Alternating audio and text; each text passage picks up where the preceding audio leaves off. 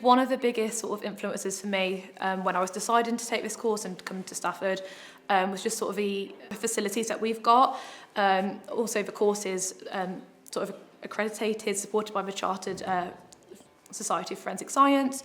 So again, I think that speaks volume, and it gave us the opportunity to do some develop first-hand skills.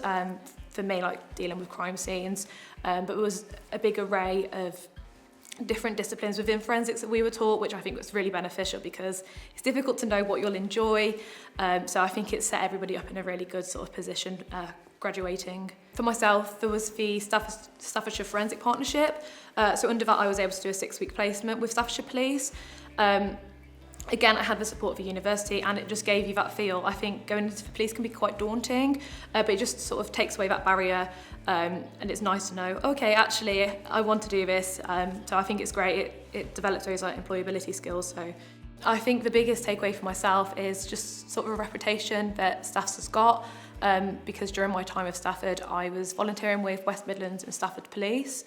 And the amount of people who are working within those forces already, who have qualified from Stafford, I think that just speaks volume. So yeah, and all the staff have been amazing, and met some really great people.